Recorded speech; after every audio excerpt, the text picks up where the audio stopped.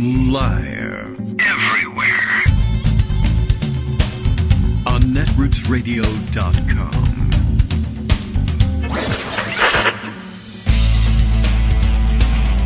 David Waldman. Kagro. In the morning. Now, here's David Waldman. Hey, good morning, everybody. How you doing? It is Thursday, December 26, 2024. It's Boxing Day.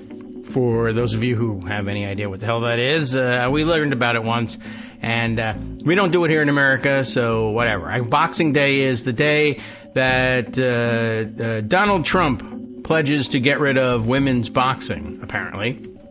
Actually, something he did over our short break, or maybe just prior to our short break, because our short break was just yesterday, and I'm sure that he wasn't giving the speech yesterday. Yesterday he was hate tweeting his disrespect for everyone who, doesn't like him or didn't vote for him. And it's going to become something of a holiday tradition for him. He thinks, I guess, that it's hilarious to be spiteful and hateful on the holiday. Merry Christmas to everybody except the losers. I think his original one was Merry Christmas even to the haters and the losers. But now he excludes the haters and the losers and makes plans and pronouncements about invading various nearby countries, some of whom are allied to the United States, some of whom are not, and making up stories about why he's doing the invasion as well. That's just sort of where he is, mentally. We're never going to be able to tell when he deteriorates to the point where he theoretically ought to be removed from office via the 25th Amendment. One, we don't do Constitution anymore. Two, of course, he's got a cabinet full. He appointed a cabinet full of people and will end up with a cabinet full of people no matter what happens and who gets rejected. But he'll end up with a cabinet full of people who are personally loyal to him and I think who are probably being asked ahead of time, will you promise now never to invoke the 25th Amendment against me? But we're never going to be able to. There's no line that he can cross anymore. I mean, I think we're kind of stuck with that. If he actually were to nuke a hurricane, I'm not certain that we wouldn't say, well, it's an experiment. What can you do? It was out over the ocean. What's the big deal anyway? If he were to nuke Canada in his expansionist threats, I mean, that's among the many things. He persists in referring to Justin Trudeau, Prime Minister of Canada, as the Governor of Canada, and as Canada is the 51st state.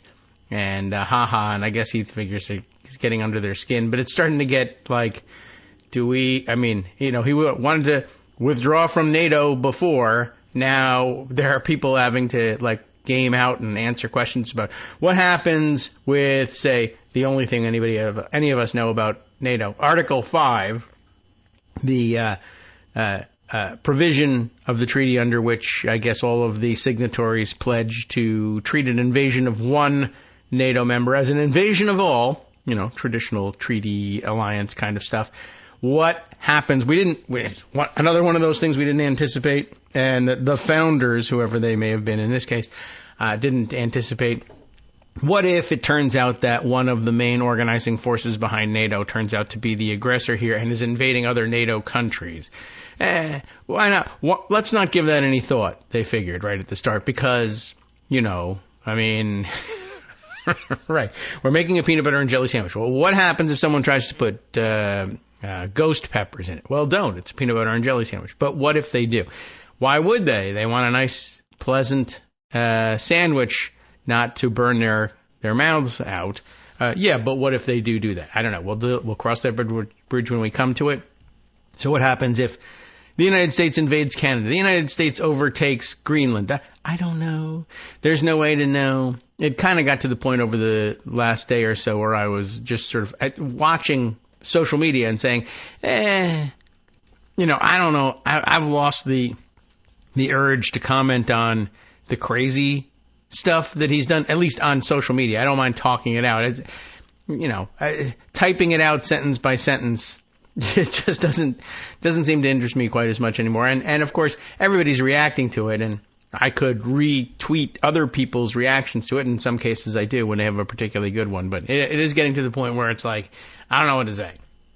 I don't know what to tell you about it. Maybe if he nukes Canada, does MAGA say, F it, it's Canada? Now, if you thought it was one of the 51 states, then you would say, hey, That's bad. Except not really a state anyway, so who cares about them? I mean, he could nuke Puerto Rico, and people would say, well, we're against them in a war, so there you go. Of course we're nuking them. Well, no, it's United States territory.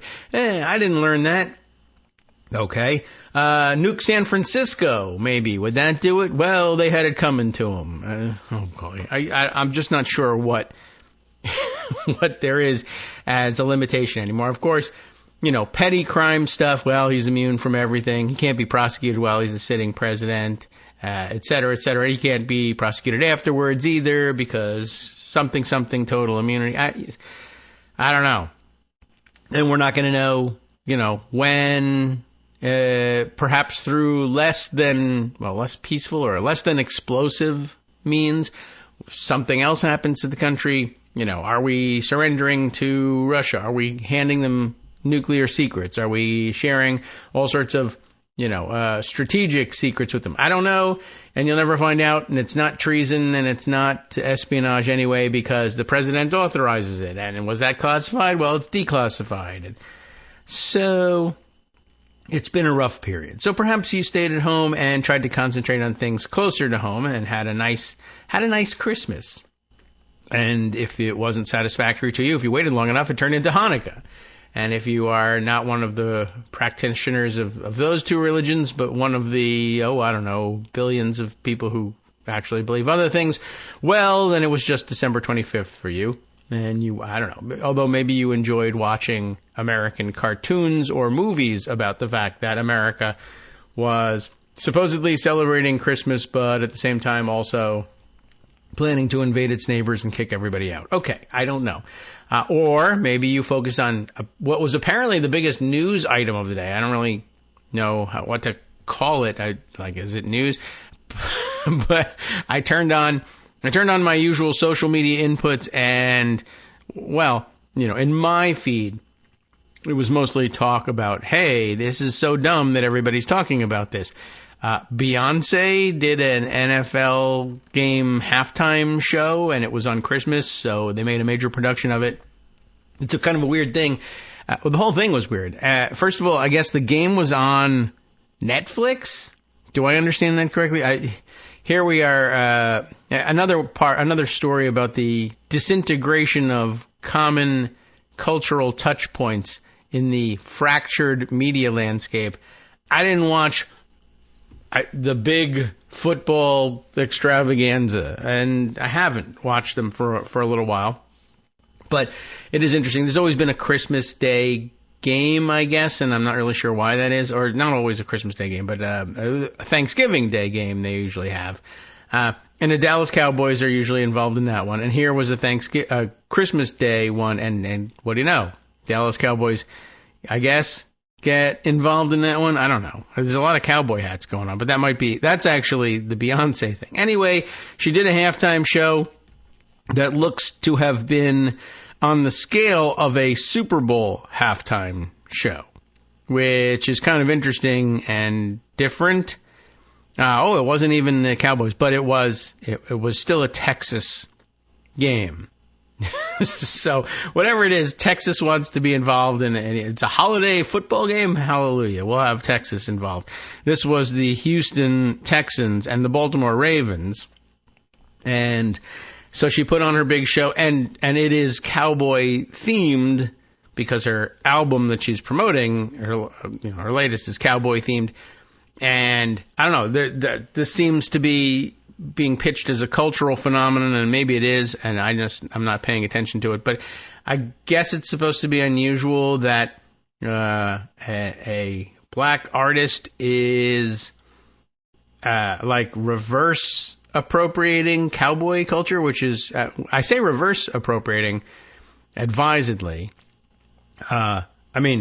Usually the pattern in the American music scene is, of course, white artists appropriating black music and making it their own, but not in a nice, cozy, happy sense, but rather stealing it and then saying that they originated it. Much to the consternation of the artists who came before them. And so in one sense, reverse appropriation of country and Western culture by having black artists, I guess, take it from white artists, although it still exists and is available to white artists. So I don't know what the big deal is.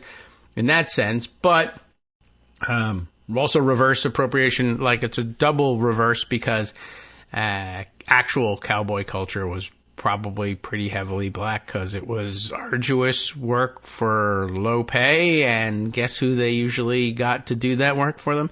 Anyway, so meanwhile, I have I got nothing to tell you about it except that the news feed is full of these pictures of Beyoncé doing, it's a promotional thing for her new album and I guess probably an upcoming tour. And okay, is that interesting? Reminds me of the thing that made me say I should do my own news programs of sorts on radio or something like that, because I think I was listening to what was then the attempt at building the Air America radio station network thingy, and I was listening to their news break, but they were running on a shoestring budget. They essentially licensed CNN News for a 1 or 2 minute news update at the top of the hour, and then back to their commentary programming. And the news package that they had bought was idiotic. And I think that the bulk of the news, you had a minute to tell people what was going on in the news, and they said McDonald's is ending its spicy chicken sandwich, and I was like, that's not news. It is, it's happening. I guess it affects people, but let them find this news out when they go to McDonald's. If they even want a spicy chicken sandwich, they can find out if it's relevant to them. Anyway, I feel that way about finding out that Beyoncé put on a 13-minute show. That's about how long halftime is. Okay. And it's sort of interesting, I guess, if you're really looking for something to say. Why do we even have a Christmas football game? I don't know. And 2, why don't they have the day off? And why does the football game on Christmas get a halftime show that rivals the Super Bowl thing? Or is she auditioning for a Super Bowl thing? I don't know. That's coming pretty soon. And I guess the other thing is Netflix says it was such a huge hit, this halftime show. How can that be? That they're going to put it out as its own program, its own special of sorts. I don't know whether it's going to have other material, although it sounds like maybe Netflix wanted to do that all along, and even if the halftime show totally sucked, they would say it was a huge success, and we're putting it out as a separate show because that's the only way we can hope to make back any of the money we probably paid Beyoncé to do the halftime show. I know a lot of people are big Beyoncé fans, and I'm sure they had a good time, probably enjoyed that more than the football game. But we have a crazy president coming in, and he says he's going to invade Canada, Greenland, and Panama. And, that's something we could focus on. All right, let's see. Let's move on to the rest of the news and see what we put. It's supposed to be sort of a sleepy time in American news, but not really the case because Chaos Agent is coming in. And let's see. Where do we start? Well, how about this? I'll just give you the headline, I guess, and the gist of a piece from Mark Elias, Democracy Docket, who observed on Blue Sky and then linked his article. The article it's got a great, it's got a good hook headline and a nice concept, but then I read it already ahead of time. It's one of the few I've read ahead of time. It's a short thing, but it sort of wanders off into another tangent and tells you how bad Donald Trump is, and we already know that. But this was a good point. In Trump's America, there's only democracy when he wins, is the headline. Now you might have an issue with that headline, like, no, because he won, we're going to see him end democracy. That's true, but that's not actually the point he's making. I've got to explain it a little bit on that. Some days are momentous for what occurs on them, he says, others for what they represent. Our democracy relies on both. Relies is that word that I slurred in the middle there. Federal Election Day is set by law as the first Tuesday following the first Monday in November in even-numbered years. Got that? That's why it's not, all right, well, it's Tuesday, but sometimes it's the first Tuesday following the first Monday. Each state sets its own dates for elections to be certified, of course. We learned plenty about that in 2020. In presidential elections, there are even more specific dates. For example, this year, December 11th was the date by which each state's governor had to sign the official certificate of ascertainment. And does everybody remember what they are? That's the official document whereby the governor recognizes who will be the actual electors representing that state when the electoral college meets. That's essentially the documents that Trump's team ignored last time around, tried to have changed, couldn't change, and so instead forged the certificates of ascertainment, along with, of course, then sending the wrong electors to vote, sometimes in the state capitol, sometimes wherever they could find space, and make up their own electoral college vote certificates after that. So, December 11th, certificate of ascertainment. The most recent and most critical of those dates was last week on Tuesday, December 17th, which I think was that actually last Tuesday, or was that last Tuesday last week when he wrote this article, but he only published it today. On that one day, the presidential electors met in their states to officially select the president and vice president of the United States. Before those meetings, Donald Trump was the presumptive president-elect. After that day, it became legally certain, it's a little iffy, that he will be sworn in as the 47th president at noon on January 20th, 2025, like barring anything else. So he drops dead, well then, okay. But legally, he was supposed to have been sworn in. You get the idea. The rest of it is really all paperwork, but you and I know how important paperwork can be. There's a real physical issue with paperwork. Anyway, by December 25th, that was yesterday, also Christmas, and I don't know whether they actually received them on Christmas or whether they said, we'll take them on the 26th, we'll extend the deadline, or what. Anyway, but by December 25th, the electoral votes had to be received by the Senate and the National Archives, and of course the judges that get them. On January 3rd, the new Congress will be sworn in. On January 6th, that new Congress will perform the ministerial task of counting the electoral votes. This is the pageantry of American democracy. A series of meetings and forms to count and certify the results we already know, right? But this is what makes it so interesting. The mechanics of translating, well, I heard he won, into, well, it's official. Why is it official? Because this document says it's official. Why does this document get to say that it's official? Because it's a sworn statement from people who are empowered by, you name it, the Constitution, statute, having been elected to public office of a certain type in their state, whatever, who are entitled to make this determination and who have made this determination. And this is it. They've written it down. They've signed it. We can all examine it. It's just putting all the facts on display, as opposed to, well, I heard he won. And everybody knows that I heard and that you heard that he won. Yeah, well, what else happens? Paperwork. So, in most years, it is unremarkable, and that's why people don't pay attention to it, and that's why they just assume sort of, I don't know, they said in the news that guy won the presidency, and now he's the president. These are the things that go on in between that most people pay no attention to. But in 2020, it wasn't unremarkable, and that is because 4 years ago, the losing candidate attacked the pageantry of democracy, first in the media, then in court, and finally actually attacking it by instigating a violent insurrection. During his presidency, President Joe Biden liked to say, you can't love your country only when you win. But you can.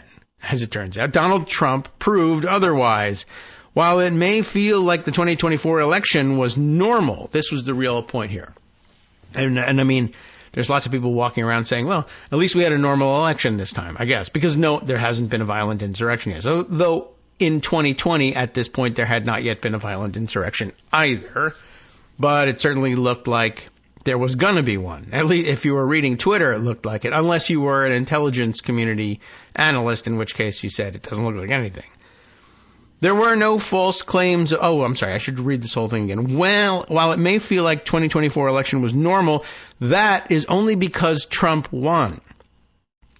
And I mean, I know you and I think, well, that feels very abnormal. But here's what he's saying. There were no false claims of fraud because he won. In other words, he's the only one making these false claims of fraud. He won. He didn't need to make them. No elections officials were vilified and threatened because he won. The courts remained free of legal challenges because he won. On January 6, 2025, there will be no violent insurrection, and Congress will certify the count not because of a new law, although there is one, but only because Trump won. Before the election, there was near universal agreement among election officials, democracy advocates, and the media that Trump would repeat his attacks on the electoral system in 2024 if he lost. Many predicted that it would be worse than it was in 2020. We will never know how bad it would have been, but only because he won. You might wonder why I'm so focused on this now. Trump won't be on the ballot again, maybe. And I'll add maybe. And the next federal elections aren't for another 2 years. Well, here's why.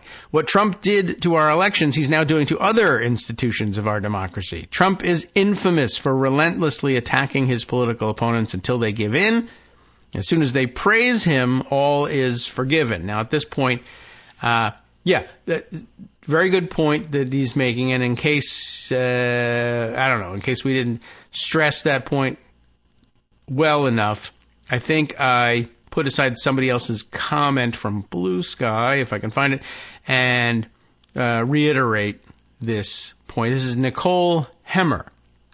Nicole Hemmer, a historian of conservatism, as she puts it in her Blue Sky bio, and presidency, historian of conservatism, media, and the presidency, that is, the United States presidency, at Vanderbilt, which is Vanderbilt University, where she's doing her work. Not the presidency of Vanderbilt, although that's got a rich and varied history, I'm sure. And the author, by the way, of Partisans and Messengers of the Right, and a co-host of This Day in Esoteric Political History. How do you like that? So, anyway, Nicole Hemmer pointing out in this case something that I've stressed, that is to say, she has stressed, in talks and interviews since the election, is that we will not have restored the peaceful transfer of power in the U.S. until a Republican president willingly hands power to a Democratic president, right? We're not back to the rule of law. We're not back to peaceful transfer of power here yet. We are transferring power to Donald Trump under threat of violence. Now, it may or may not, depending on whether or not you believe the outcome of the election, may or may not be what we're actually supposed to be doing. But she makes an excellent point here, and she makes it more pointedly than I think Mark Elias does. But it is something also that's been a theme over the years in my own writing and on the show, and that the rule of law of late exists only during Democratic administrations. Only Democratic administrations are willing to be bound by the law, bound by the decisions of the courts, bound by precedent, bound by statute, bound by commonly understood interpretations of the Constitution. Not the case with Republicans. And sometimes they convince courts that they should make pronouncements that everybody has been wrong about this the whole time. And sometimes they don't even bother with the courts. But yeah, peaceful transfer of power, don't know yet. It's going to be quieter this time, but is this a peaceful transfer of power? Maybe. Would it have been a peaceful transfer of power? Well, it wouldn't have been a transfer of power I guess it would be actually, a transfer of power to Kamala Harris from Joe Biden. Would the Trump forces have allowed it to be peaceful? That would have been an interesting thing. Transfer of power from one Democrat to another, still violent, but only because the Republican says you should be transferring power to me. But a good point here. We won't know how we're doing with the peaceful transition of power until a Republican, and probably until this Republican, Donald Trump, transfers power to a Democratic president. So I think a better, finer point on it. But what else is Mark Elias talking about? He does have another good point, which I guess will lead us to finishing the article. What Trump did to our elections, he's now doing to the other institutions of our democracy. He is, of course, infamous for relentlessly attacking his political opponents until they give in. As soon as they praise him, all is forgiven. And that's maybe yes, maybe no, but you'll see the point he's making. Trump has, in his own words, tamed the legacy media by demeaning and suing them. Once a journalist kisses the ring, Trump stops his attacks. Sometimes. Once a media executive pays tribute, they are his friends. Although, as we have seen with ABC, they didn't exactly pay tribute. They knuckled under and agreed to a settlement over a court case. And then Trump surrogates continued the attack on ABC, and I think that the attacks on ABC will continue, because there's also the issue of, well, whether or not I praise them as being on my side or suddenly turned good, if I can extort more money from them, I'm going to do that.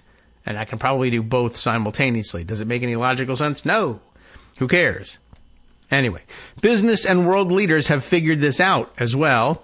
While many observers mock Trump for being easily flattered, he is the one getting the last laugh. Time and time again, he makes threats of retribution to gain docile obedience from his once adversaries. His cabinet nominations show the same approach. He's selecting loyal sycophants because they are loyal sycophants. But he's insisting that they be unqualified as well, right? And you have to put unqualified people in these jobs. Why is that the case? Well, to enforce complete obedience by Senate Republicans, right? He needs a show of obedience from them. And the only way I can be sure that they are blindly and unquestioningly on my side is if they embarrass themselves by going on the record voting in favor of these just terribly unqualified people. Once GOP senators publicly surrender their dignity by voting to confirm these obviously unqualified nominees, Trump will praise them as well. The trap for Democrats and pro-democracy advocates is to believe that he has changed, that his failure to attack our elections proves anything other than he is satisfied with the results. When Trump stops calling the media the enemy of the people, it will only signal that Trump feels the media is now obedient. If he starts to praise opposition figures or politicians, it means they are no longer threats to him. Soon enough, Trump will start to execute his agenda, and maybe some other people as well. It'll look much like Project 2025. Won't that be a surprise? All right, we'll be right back in 2 minutes. Hi, everybody. It's me, David Waldman. Yes, the same guy who interrupts you all the time. Interrupting you one more time just to tell you again, another reminder that your contributions are what keep this show on the air, and Patreon.com, Patreon.com, is still among the easiest ways to make the sustaining subscription donations that keep us afloat.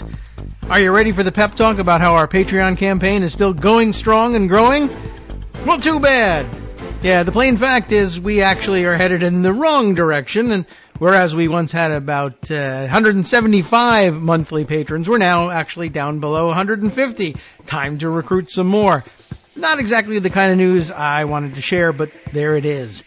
For those of you in a position to support the show, Patreon.com does make it easy to make those secure, recurring monthly contributions to do so. Patreon.com/KagroX gets you straight to our donation page. We've been through a lot together. The worst of the pandemic, we hope. The worst of the insurrection, we hope. So go ahead and treat yourself. You don't need an excuse. Give yourself the gift of a little something you enjoy in life. Support the show. And of course, if you happen to prefer using PayPal or even the Square Cash app, we're up and running on those options too. So thanks again, everyone, for all your support. We couldn't, or at least shouldn't, do it without you. Hope you'll be on board soon too. Thanks for all your support. All right, welcome back now to the Kagro in the Morning Show here on Netroots Radio. You know, there were a few words left in this piece here that we were reading in Democracy Docket from Mark Elias. I might as well provide you with the last words. I said it sort of strayed, but I came for one point and then saw it refined by Nicole Hemmer. And but then there is another point, like the guy was saying, and like Mark Elias was saying, he's going to use this same model on other parts of the pillars of American democracy. So anyway, where we were, soon enough, Trump will start to execute his agenda. And of course, to no one's surprise but the media, who insisted, well, he says Project 2025 isn't his, and all we can do is print that. Well, his agenda will look pretty much like Project 2025. Because that was the purpose of it. I mean, that was the stated purpose of it. It's just that he didn't state it. And he demanded of the media that they note that I haven't stated this. And so you got to take that back. Anyway, he'll also continue to lie, of course, about the results of the 2020 election. Those of us who call him out for what he is, a deranged election-denying autocrat, will be vilified and threatened. That is how we know we are doing the right thing, that we are effective. I've never really loved that metric, but okay, there it is. It is the day Trump praises us that we should worry and ask, what have we done to capitulate? Maybe. And also, yeah, I'm a little bit in disagreement with the point that Trump ever stops his attacks. He sometimes takes a pause in them, but then he runs out of money and tries to think of how can he extract more by attacking you further. So anyway, I just thought that was an interesting point. It had a couple of good ones to it, and it gave us Nicole Hemmers in the middle as well. So yeah, golly, there's a lot happening here. Let's see. I'll have to jump around a little bit here and hit on a couple of other items, some of which, I don't know. You may have heard during the break. It was a hectic time. And also, sometimes people were concentrating again on what's going home. How about this one? There is news in, did I put this one away? I thought I saw somewhere on social media, and I'm pretty sure I put it aside too. But now I'm having difficulty finding it. But somewhere that Trump was, I guess, sort of testing the limits of, I don't know, the division between reality and the movies, perhaps, like doing a Dr. Evil thing or whatever. Like he's been extorting or generously or accepting the generous donations of corporate entities to his inaugural fund. We've mentioned this. Everybody's giving $1 million. Everybody wants to make that the number. And we mentioned, I think, just before heading into our Christmas break that Ford Motor Company had joined in and thrown $1 million in. But now he's got, maybe I did mention this, and I think the reason I can't find it is I may have mentioned it and then marked it as used and archived it from out of pocket, but that there was a $1 million a plate, $1 million per person fundraiser going on at Mar-a-Lago, I think. I'm pretty sure it's happening at Mar-a-Lago. But again, just how ridiculous can I make it? Can I make people give me $1 million each? Not corporations, which, some of these giant corporations have a very easy time finding $1 million in cash laying around to hand it over. Individuals, in some cases, have plenty as well. But yeah, it's got a real Dr. Evil ring to it when it's like $1 million per person at a fundraiser. Anyway, there's a lower cost way to get in his good graces now, and the word graces used advisedly here, from the religious news service, religiousnews.com. Trump's inauguration will, in addition to having been marked by multiple $1 million corporate donations, will also be marked with a prayer service ahead of time. And isn't that great and religious? At Trump's inauguration, reports, though, of a pay-to-pray situation happening here. According to a report, you can pray with Trump and Melania, and it'll only cost you 1/10 of what it costs you to go to dinner with them at Mar-a-Lago, $100,000. But again, contrast this with the fee to pray most other places, which is $0, although they do hit you up for a donation, no doubt about that. President-elect Donald Trump's transition team is reportedly planning an interfaith prayer service the day before his inauguration. We don't want to turn away people's money just because they're part of a different faith, i.e. a different kind of Christian, but if you're paying, then you can even be Hindu and wander in as long as you've got $100,000 to give to us. But this is it, a prayer service the day before his inauguration where participants can worship alongside the businessman, and that's supposed to be Donald Trump, and his wife, Melania. But those who want to join need to weigh the price of prayer. Tickets to the service will be awarded only to those who donate at least $100,000 to Trump's inaugural ceremonies, or those who raise $200,000. If you don't have $100,000 to spare, if you can get it from out of the pockets of other people and then give it to me, but twice as much, then we'll let you in. And remember, I keep stressing that inauguration funds have the curious feature of you have to disclose who's paying in, but you don't have to disclose what you do with the money. So I would think probably among Trump's favorite bribery devices. Yes, you can find out who's bribing me, but you can't, I don't have to tell you outright anywhere, I kept the money. There'll be some celebrations going on and everyone will just assume that we spent it on that. We'll see. Earlier this month, Axios cited a 7-page prospectus that listed the service alongside several other donor-only events. It's a menu, a bribery menu. You remember those from Duke Cunningham's days. 7-page prospectus that listed the service alongside several other donor-only events, such as a cabinet reception with Trump's nominees and a candlelight dinner with Trump and Melania. That might be the $1 million one. According to the report, if a donor gives $1 million or raises $2 million, they'll earn 6 tickets to the suite of inauguration events. Officials for Trump's transition team did not respond to requests to confirm the service. No details about where the event will occur or who will be involved were specified in the prospectus. Wouldn't pass muster with the SEC, but that's not what it's supposed to do. The morning of Trump's first inauguration in 2017, the president-elect sat for a prayer service at St. John's Episcopal Church, a historic location across Lafayette Square from the White House. That, of course, is the place that you may recall him tear gassing a crowd of protesters to get them away so that he could pose with an upside-down Bible there later on. The church, often referred to as the Church of the Presidents, later became known as the site where Trump posed with the Bible during the Black Lives Matter demonstrations on June 1st, 2020. That's a very anodyne way of expressing what actually happened. He posed with the Bible, true. It was during the protests, true. How did it happen in the middle of a protest? Violence.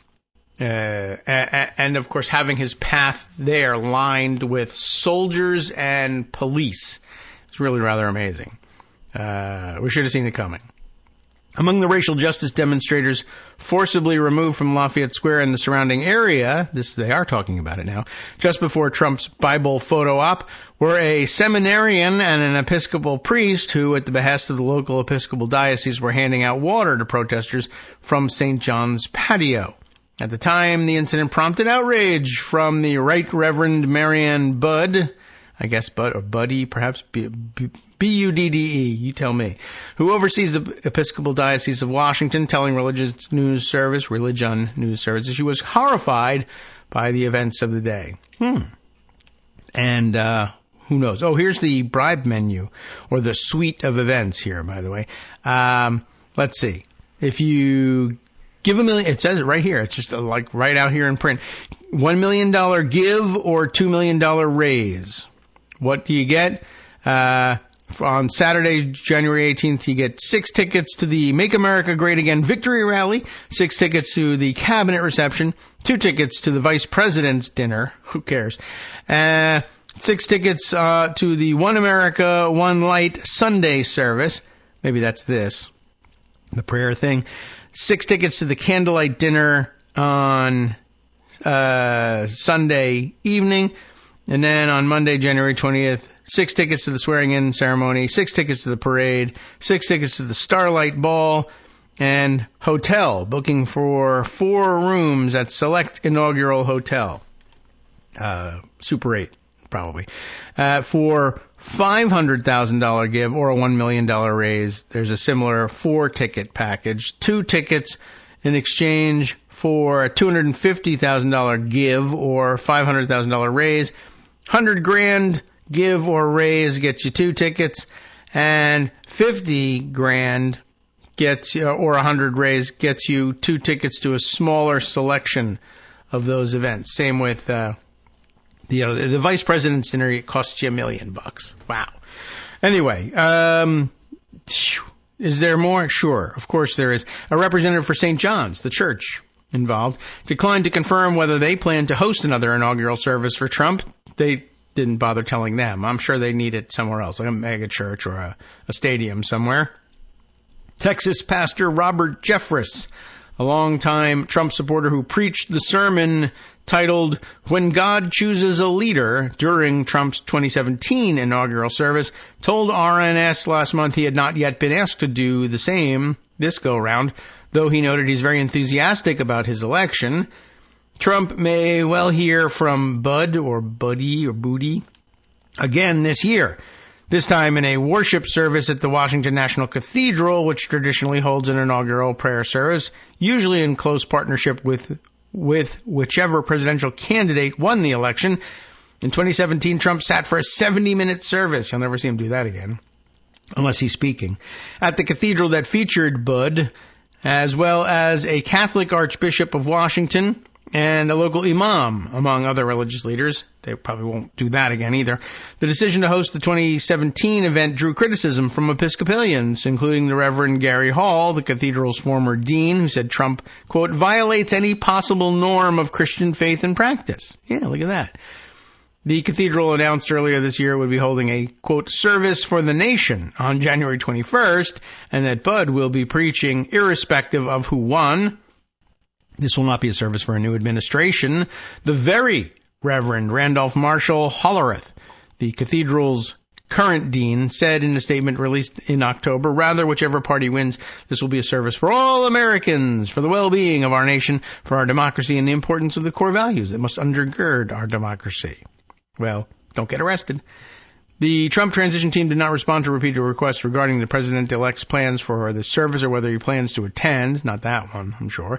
Meanwhile, other groups were preparing their own worship services. Last week, Sean Fucht, if I'm pronouncing that correctly, an evangelical Christian musician and conservative activist who has advocated for Christian nationalism, revealed in a promotional video plans to host a Revive in 25 worship service in which Fucht said worship is going to pave the way for Trump's inauguration. But soon after announcing the service's location at St. Joseph's, a historic Catholic church on Capitol Hill, the church's priest, the Reverend William H. Gurney, wrote to RNS in an email that he had not granted permission for use of the church. While I was asked to host the event, I informed the organizer that I needed more information, and it was mistakenly reported that final permission was granted, Gurney wrote. That's par for the course. Gurney added, it is my feeling that this event would be better hosted at another location. It now remains to be seen whether Fucht will arm his supporters and they will just ransack the church. We'll find out. Fucht seemed to acknowledge the mix-up in a Twitter post on Thursday, lamenting, quote, warfare that he insisted was coming against him and his team to host the event. In a separate post published Friday, Fucht said the service was still happening, but noted in an attached video that the location was TBD. You can worship outside. Go ahead. It's free and available to you. But wow, I guess if they can't have violence to overthrow somebody else's inauguration, they'll find a way to have violence over being denied having somebody surrender their church to them. And maybe they can carry a document that says Trump orders you to give us the church and see whether that will work. All right. There are a million other things we can get to here, including we got to jump around a little bit here today. Maybe the long reads will be saved for Friday. We'll see. Here's something from Roll Call. I guess we got to put it out there. This is a possibility now. Protracted GOP speaker fight could complicate the Electoral College count, among other things. But yes, with there being some doubt about whether or not Mike Johnson can muster the votes to win, at least on the first ballot, how long will this stretch out? And what happens if there's no speaker elected on January 3rd? What happens if there's still no speaker elected on January 6th? When there's supposed to be the joint session to count the Electoral College votes. Is it a problem? It would pose a barrier, but it can be overcome, and here's how. Scholars say the House has options to carry out its constitutional duties without a speaker on January 6th. And remember, it's a joint session, and it's presided over by the President of the Senate, so there's really not that much for the Speaker of the House to do, although I guess the Speaker of the House traditionally has a role in appointing at least two of the tellers for the counting of the electoral votes.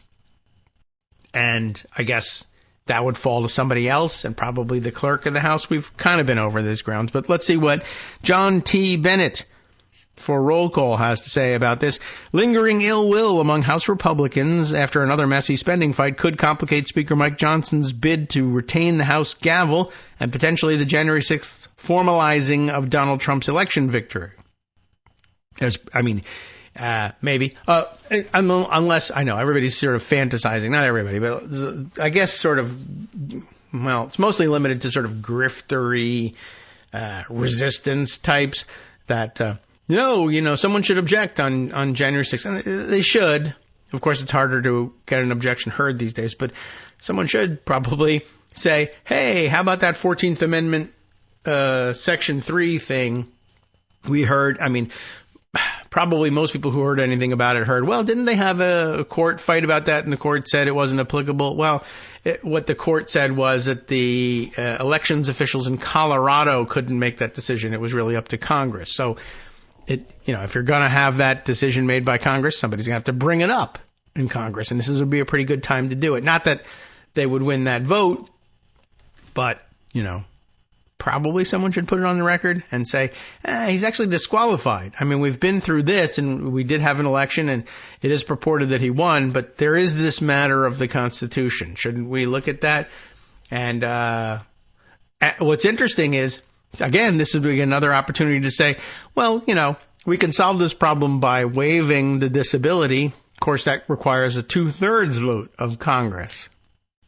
And you're not going to get 2/3 on that here. Well, I should say that normally you would think you wouldn't.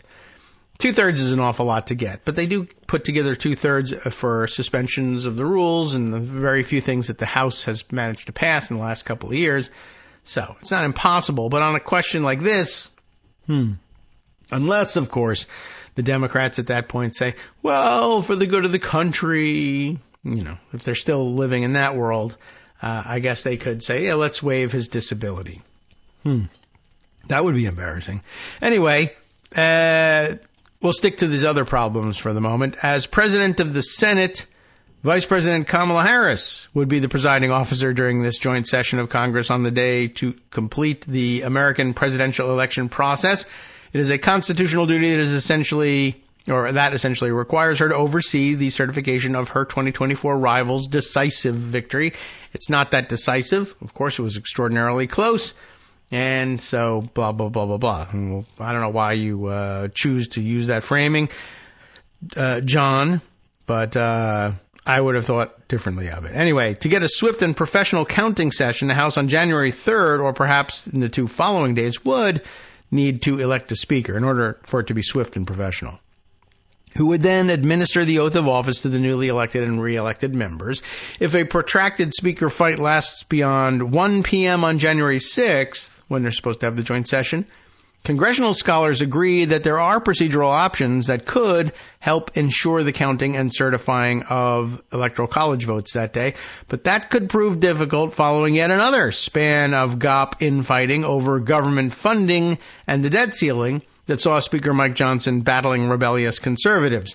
The drama has raised fresh questions about the Louisiana Republican's fate in the next Congress and whether he would be able to comfortably win the floor vote for Speaker on January 3rd. So, next section, one big gray area. As Speaker, Johnson will not have a presiding official role during the January 6th counting session, but what happens, or what does not happen, in the 3 days before would be crucial. The country would be going into one big gray area. Steve Smith, a professor of political science and global studies at Arizona State University, said about a speaker fight extending to January 6th, the one precedent that is clear and could help determine what happens is at the start of a new Congress, the election of the speaker is the first thing the House does. Nothing else happens until the speaker is elected. And it's been that way since 1789 when the first Congress convened, Smith said. Now, that worked just fine for the first Congress, but that could prove problematic here. Already, Kentucky Republican Representative Thomas Massey has said that he would not vote for Johnson on the floor during the scheduled January 3rd Speaker election. With House Republicans holding a razor-thin majority in the 119th Congress, Johnson can't afford more than a few defections. The House Clerk, as you know, presides over the Speaker elections, including the start of a new Congress, or during the start of a new Congress. Among the early actions on January 3rd, according to the Congressional Research Service report, the clerk will order a quorum call before the House proceeds to the floor election for Speaker, which the clerk will conduct with the assistance of tellers. But even if a Speaker is not elected in time for January 6th, Multiple congressional and legal scholars told CQ roll call, that's what we're reading, that the clerk, if both parties agree, could potentially swear in all House members because the Constitution grants the chamber exclusive authority to organize itself. And so they may just say, well, for the purposes of getting us all into office, and it is possible then to get bipartisan agreement for that. Empower us? Sure. To do what? Well, we'll discuss that later. But they might allow the clerk to swear them in rather than the speaker if there is no speaker. While there is no precedent in U.S. history to guide House members through such a scenario, they likely have the authority to, as Smith put it, make up precedent. Well, we've certainly heard plenty about that. And should that be necessary, he said one option would be to reach an agreement under which the clerk could organize the House and even allow for the January 6th count to proceed, speaker or no speaker. Derek Muller, a professor at the University of Notre Dame Law School, said the Constitution gives the House the authority to organize itself, which would give members enough legal wiggle room to find a way out of what would be an unprecedented situation. They could elect an acting or temporary speaker. Everyone loves to have an acting speaker. With the provision that the entire House would revisit the matter for a permanent speaker in X number of days, Mueller said. They could probably do that. Next up, a joint session without a speaker. How would that go? Justin Levitt, a law professor at Loyola Marymount University, who served as a senior policy advisor for democracy and voting rights in the Biden White House, said he thinks the joint session to count electoral votes could likely proceed without a speaker. The speaker has two formal roles on January 6th, Levitt said, selecting the two tellers who read out the votes and overseeing the House during any debates over objections to the Electoral College votes. That's probably right. And when I say the two tellers, we mean 2 of 4 tellers. There is a teller from each party designated from the House and teller of each party designated by the Senate. You got 4. Levitt said the teller portion could likely be handled by majority vote or unanimous consent, and objections would be unlikely under the new law, that is, objections not to the appointment of the tellers, but objections to the Electoral College votes of one or more states, unlikely under the new higher threshold to sustain those objections established by the 2022 overhaul to the law governing the counting of the presidential electoral votes. Why did we pass that? Because the guy we're about to inaugurate as president launched a violent insurrection against the Capitol in 2021. But, now it's all taken care of. We'll just inaugurate him again. Dubbed, of course, the Electoral Count Reform Act, the law was enacted as part of a bipartisan reaction to the January 6, 2021 attack on the Capitol and laid out specific procedures for presidential election certification challenges and more. Levitt also said that although the regular House cannot do business without a speaker, it is a different body constitutionally when it is part of a joint session to count the votes. That's of interest too. I don't think, as a constitutional matter, there is an impediment to members of the body proceeding with an electoral count if the body can't do any work on its own without electing a speaker, Levitt said. Although there is the question of how do they invite the Senate to a joint session. But again, the answer is probably the clerk could do it and the members elect as a body could opt to endorse it if they wanted to have a vote about it. The House, along with the Senate, also typically passes a concurrent resolution to enter into the joint session and lay out the procedures that they'll follow. Levitt pointed out that those same procedures are also laid out in the 2022 Electoral Count Law, and Harris could rely on statute to proceed with the count. As far as the Constitution goes, all the things you need are the Senate, the House, and the President of the Senate, who is the sitting Vice President, Levitt said. Sarah Binder, the George Washington University political science professor, said she sees a path to do this technically that starts with what she dubbed general parliamentary law. And of course, general parliamentary law ought to be remembered as the basis for the original theory of the what has been debated in terms of its name. The nuclear option or the constitutional option, but the version of it that wasn't simply a raw exercise of power right in the middle of the session. But remember way back when we were considering the first day of a new Congress magical window for the nuclear option, whether it was for changing rules about filibusters or anything else, that although the Senate is considered to be a continuing body, there was this theory that on the first day of a new Congress, the Senate had either to object to the continuance of its rules or accede to the continuance of its rules, and that decision was made under general parliamentary law. There is that term again. Sarah Binder remembers what it is, but for a different purpose. But that's what guides the House before it elects a speaker and adopts that speaker's rule package. That's rather amorphous, said Binder. There's also the House Practice Manual. Yeah, Jefferson's Manual. Remember that one? That's even older for people who have been following us since before we even had the radio show. Back in, 2024, 25. Anyway, collectively, those procedure documents could serve as guardrails that would allow the joint session to go forward. She said, under this option, the clerk will have procedural authority, though she added the clearest option would be, if there was the political will to do it, to elect a temporary speaker. All experts interviewed agreed that the best option would be a speaker elected on January 3rd. The biggest force that could make that happen, they said, would be political pressure.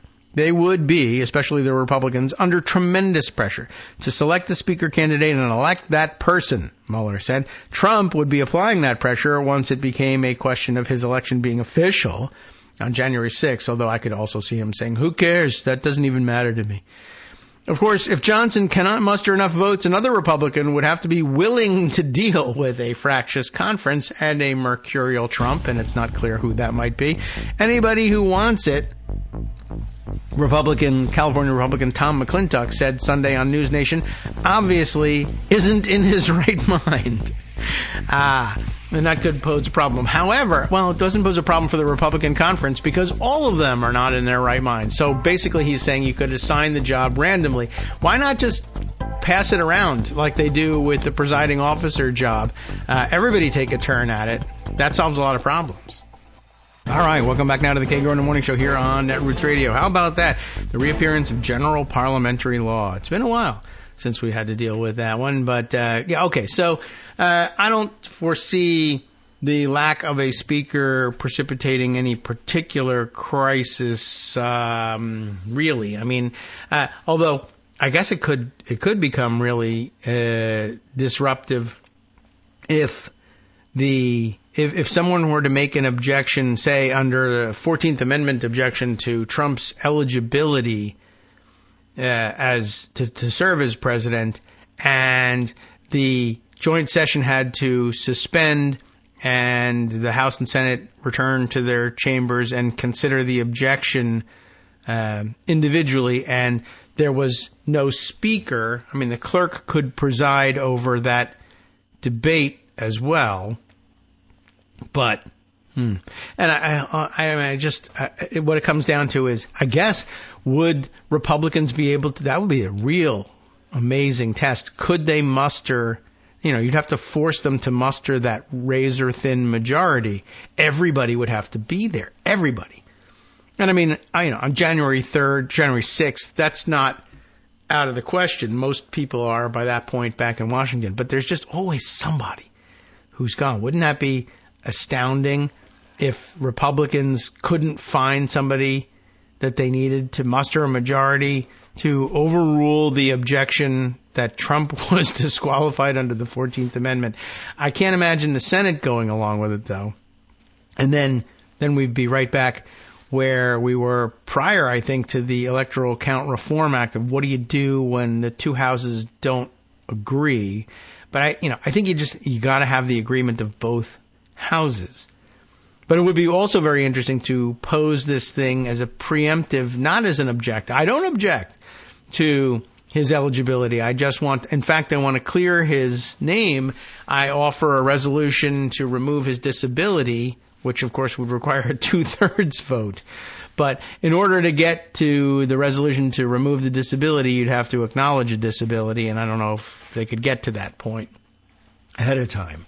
And they couldn't do it that day unless there was an imbalance, an extreme imbalance in attendance in the Senate. Like, with 53-47, I don't see how they get, I don't see how they get anywhere. So most of the really insane parliamentary moves that you can make, probably just being blocked by the Senate at that point. Unless, of course, Kamala Harris decides to preside in a purely partisan manner. I don't see that happening, but, would you see it? I guess back now to Mark Elias's point. If it were Republicans, they would just do it. There's only a rule of law and there's only procedural consistency when Democrats are in charge. And again, also a great point from Nicole Hemmer, right? You're not seeing a peaceful transfer of power being reestablished here. You're just seeing Democrats abide by the rule of law. The only time, the first indication you'll have that the rule of law has been restored and that we will have peaceful transfers of power going forward in this country is when a Republican president peacefully transfers power to a Democratic president. And that's not happening this time. So it's still a big question mark. All right. Let's see. Other things to share with you. There's plenty parked here. Let's circle back to a subject we covered the other day. Trump wanting to invade Panama to seize back the Panama Canal. And he persists in this mistake. I guess somebody must have told him at some point. Well, he must have learned, I say he learned from history, but it's very possible that he actually learned from history that, the United States was responsible for the construction of the Panama Canal, and that's how the Panama Canal Zone remained in American hands for so long. And he must have picked up somewhere along the line how many thousands of workers died during the construction of the Panama Canal. And I think he mashed the two of them up in his head and decided that all of those lost lives were American lives, and that it is therefore America's right somehow to claim and reclaim the ownership of the Panama Canal because thousands and thousands of Americans died in the construction of this thing. Thousands and thousands of Americans died in the liberation of France, but we don't own France. That's, now I wouldn't put that past him because he wouldn't object to saying maybe we should own France, and he may yet do that. But as others have pointed out, those many, many thousands who died in the construction of the canal were chiefly not American workers, but locals and others imported for the task who died in much greater. I'm sure there were some American citizens who must have died among them too. But anyway, he persists in saying that all of the people who died were American citizens. Not that I would have recognized their citizenship at the time, but it's convenient now.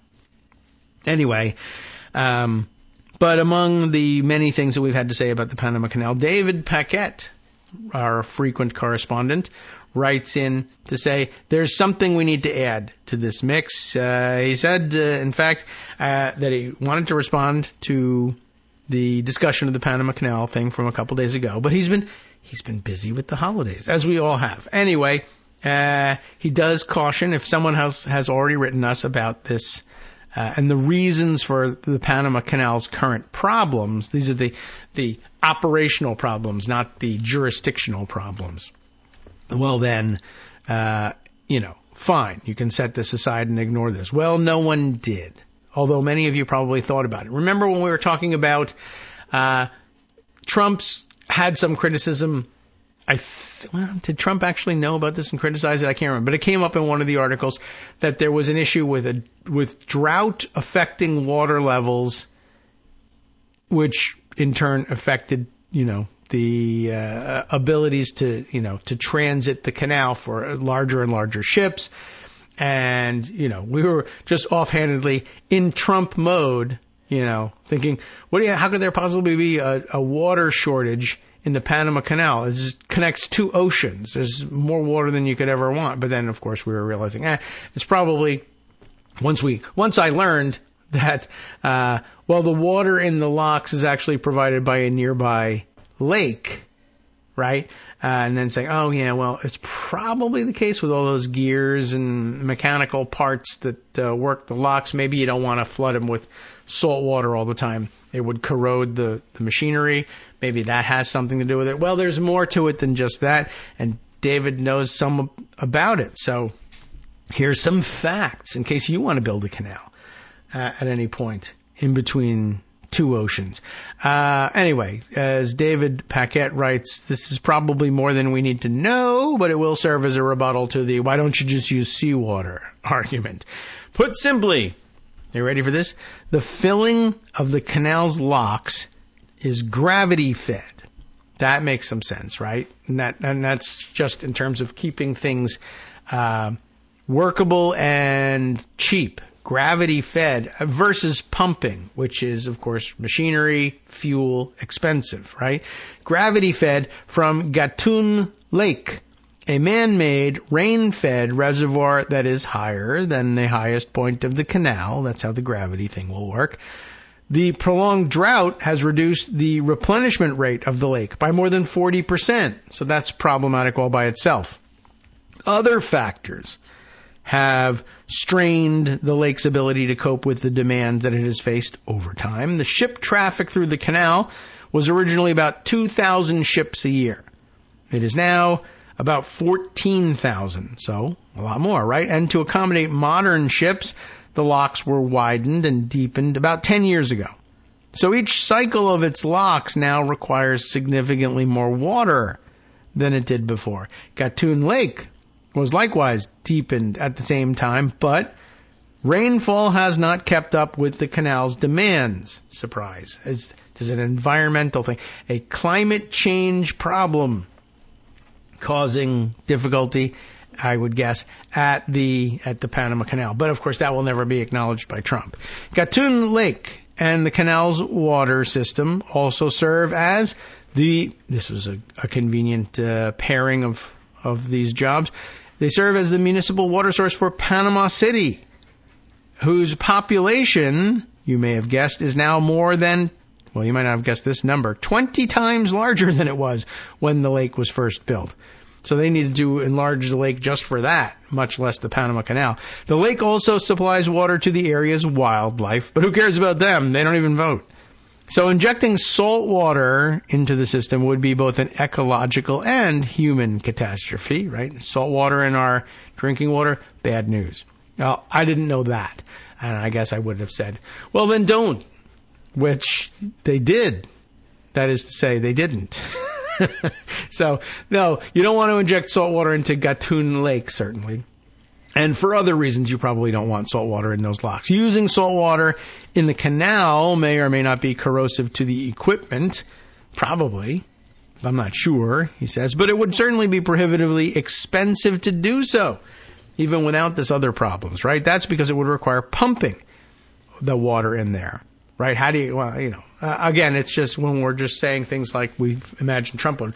What do you mean you're out of water? There's water all over the place. There's two oceans. Just get some water in there. Just open this lock and the water will go in it. Well, maybe yes, maybe no. But how much would you need? 52 million gallons of water, apparently you would need. You would have to pump in 52 million gallons of seawater from sea level up to the height of a 6-story building per ship. A total of 750 billion gallons per year. Powering this pumping would mean, he's done the math here, burning at least $650,000 worth of diesel fuel per large ship, more than tripling the cost of each transit. This would make the canal economically unviable. How do you like that? Well, I always like it when somebody runs the numbers and figures these things out and explains a little something along the way. But it is funny. I can just see Trump say, how could you possibly be out of water? All right. But, all right, good point. Gravity will do the job for free, but you still need to find the fresh water to fill the damn thing up. And I wouldn't be surprised. No one says that it was climate change that's done this. But when you have a drought, you're probably pointing at something like that. That would be the answer. I wonder if that's the case. What powers the Suez Canal? I don't know. Could it be arranged entirely differently? Could be the same sort of thing. Not really sure. But you can't depend on rainfall the same way, I guess, in the middle of the desert, in the same way that you can in Panama. So I don't know. We'll have to look that up, and maybe David knows a little something about the two canals and the comparison between the two of them. Anyway, just thought we'd straighten that out and add a little bit to your knowledge on a slow-ish holiday week. All right, what else have we to share with you? Well, all right, one, I'll turn to the French for this one. Hello, France. How are you? Fine, good, okay. France24.com. That is, I guess, the online presence of the AFP. And they have this news for us. Apparently bad news for America. We won't find out about it in our domestic news sources, apparently. No one's covering it. I saw some people discussing this on Blue Sky. Where's the American news outlets discussing this? Well, they're busy finding $1 million in cash to give to Donald Trump's inauguration fund. So the French, who I guess aren't giving that money, have this news. A U.S. agency focused on foreign disinformation is shutting down, to no one's surprise, of course, in advance of the Trump administration. Although, if you're looking to make some logical sense out of that, consider that the article also mentions that the agency was first set up during the Trump administration. So, make of that what you will. A leading U.S. government agency that tracks foreign disinformation has terminated its operations, the State Department said on Tuesday, after Congress failed to extend its funding following years of Republican criticism. So that was one thing that didn't make it into the CR.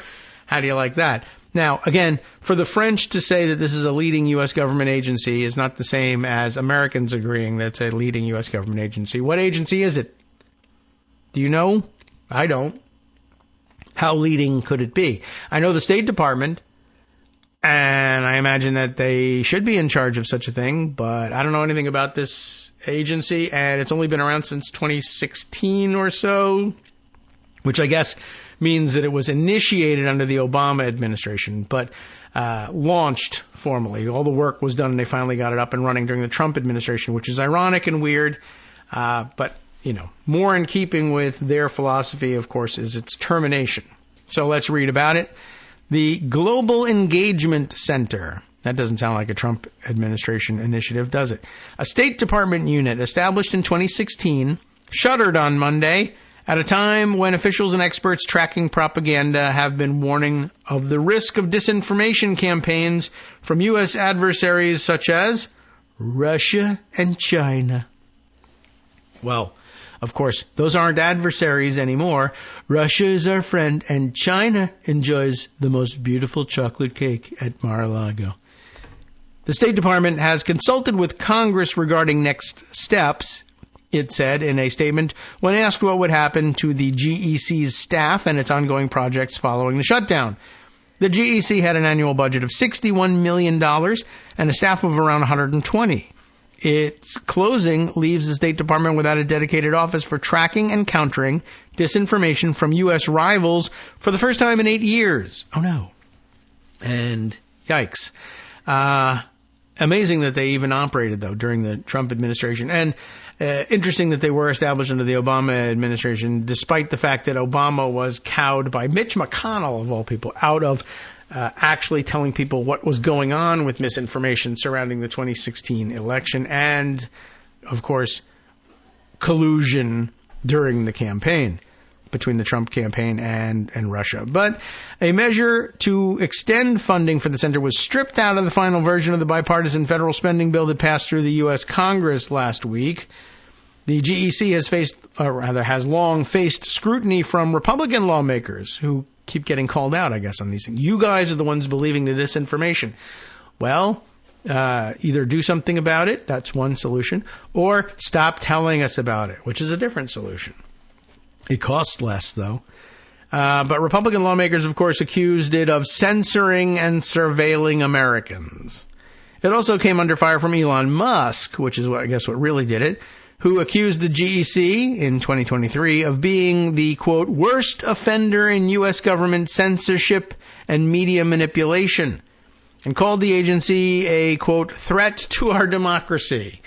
That's what a good call, right? Once again, every Republican accusation is a confession. But his politics are still a mystery, according to the New York Times.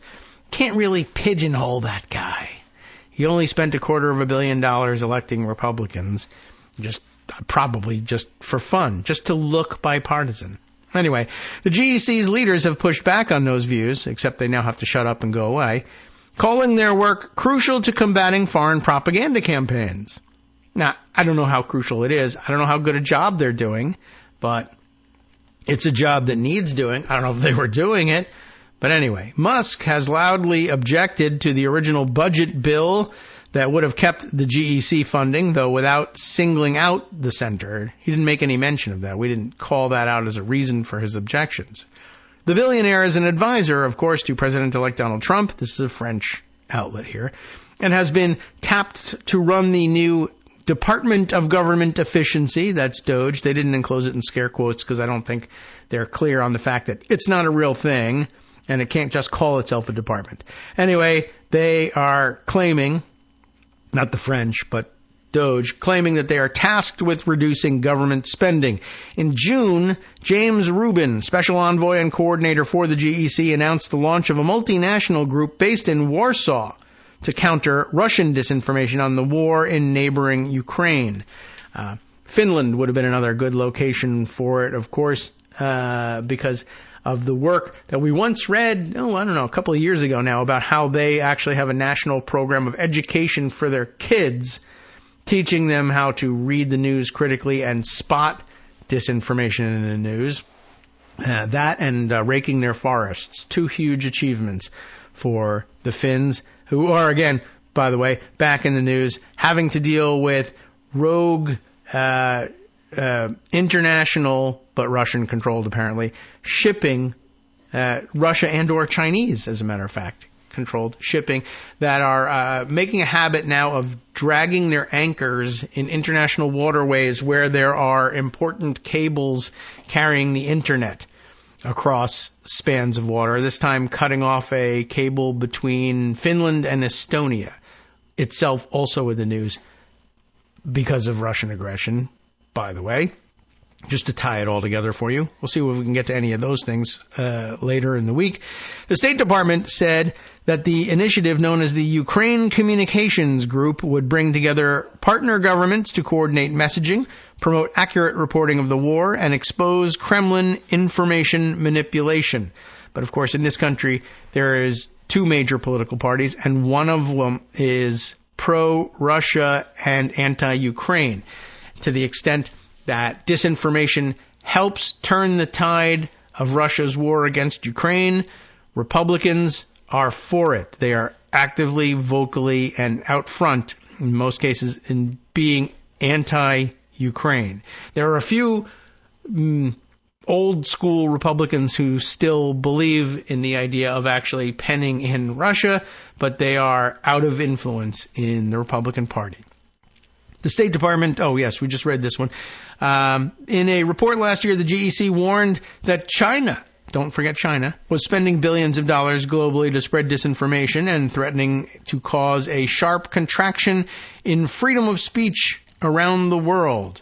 They, of course, picked up the idea from the Russians, and they found out very quickly that the Americans not only had no effective means of dealing with it, but that there was a major political party that would actively promote their disinformation if they tailored it carefully enough to advantage them in the domestic elections. So, okay. I.e., not okay. Very interesting. Okay, this shuts down. Not that it was doing great work or anything. I mean, we don't know. It's hard to tell. Sometimes you can't tell what kind of good work is being done in the background. To the extent that you haven't been influenced by Russian or Chinese misinformation, maybe a result of their work, and maybe you will now end up finding yourself falling prey to it more often because there's no one out there helping you not to fall prey to it.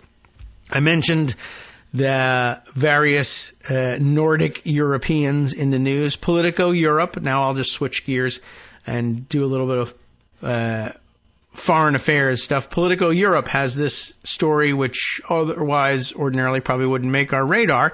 Estonia's city at the end of the free world stares across a frozen border at Russia. Now, I should also find, because I don't think it's in the same article, but did I put aside anything about this thing? No, I probably didn't. So let me find the story of Finland and its cable being cut recently.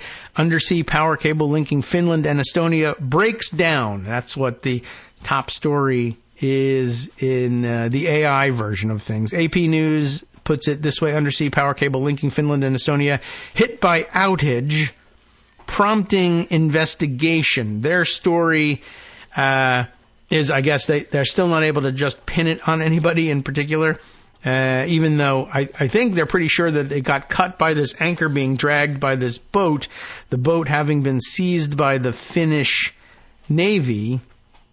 But for legal purposes, I guess they're running around saying, oh, golly, it may or may not have been sabotage, but we're investigating the matter to find out. On Blue Sky, I saw some Finnish sources actually discussing it, and I'm wondering if I'll be able to find this stuff quickly enough to begin with this. But, yeah, maybe not. Let me see. What would I search on here? But they had the name of the ship and everything. And I wonder if I can find it quickly enough in a Blue Sky search. Well, let's see. First thing that comes up is a article that says, Estonia and Finland establishing plans to defend the Gulf of Finland. But, and here too, some more discussions of these cables, sabotage being suspected here. But I can't find the source I was thinking of. I'll have to search around and make a note to myself about finding the cable story. But anyway, lots of otherwise news available about this. I'll give you the AP's sort of careful approach to it. A power cable linking Finland and Estonia, this being electrical cable, not an internet cable, suffered an outage, as they say, prompting an investigation. Finnish Prime Minister, oh boy, I shouldn't have gotten into this. Finnish names. Peter Orpo, or I don't know how he pronounces the last name, ORPO, Orpo, for all I know. Peter is Petteri, Petteri.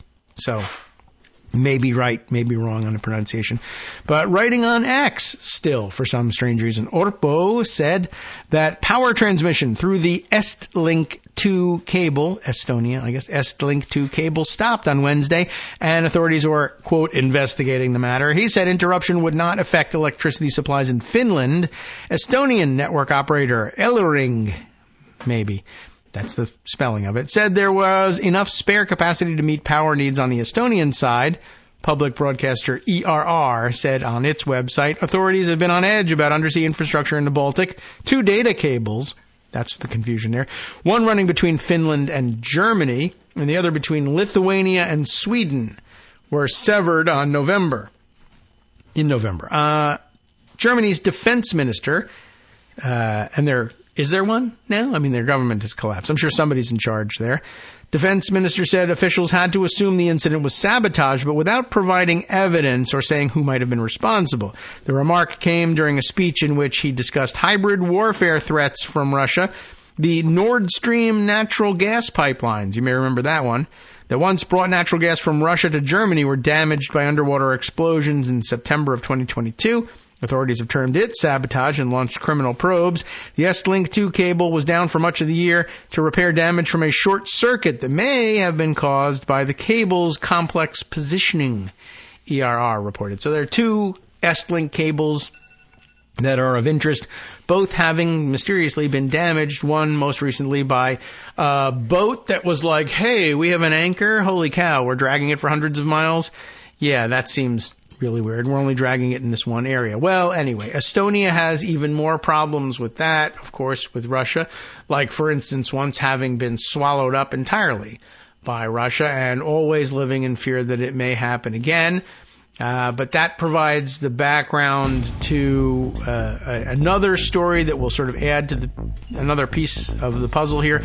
As we said, Politico. Estonia's city at the end of the free world stares across a frozen border at Russia. Estonia's third largest city is struggling to face off threats from Russia. What kind of threats can you launch across borders from Russia? Well, if you're Ukraine, you understand it intrinsically. If you're Estonia, well, you understand that intrinsically too, but for right now you're dealing with a more esoteric threat. Hi everybody, it's me, David. Let's change things up from the old fundraising pitch for just a minute and talk instead about how you can be a part of our show. If you've got a smartphone or any other electronic recording device, why not sit down and record a segment for us? Read us an important article and give us your take. Or read one of your own original essays, or even just give us your commentary on something you'd like to share that's important to you. Then send the file to me at kagrox@gmail.com and I'll try and work it into the show.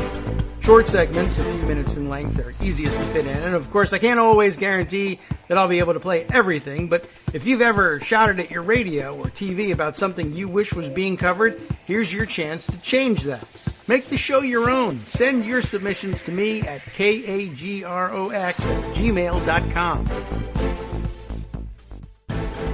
All right, welcome back now to the Kagro in the Morning Show here on At Roots Radio. I'm doing a little search in Pocket for Finland, and it's a little slow in going, just to see if I can find those articles we read a while ago. And I think I don't know whether I moved them over into the archives or not, but I guess the results of this search might tell us something. But there we are. Here's a New York Times piece from when? Let's open it up. January of 2023.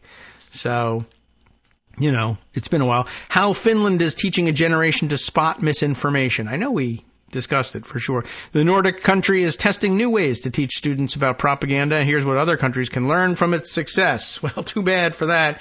We didn't learn anything.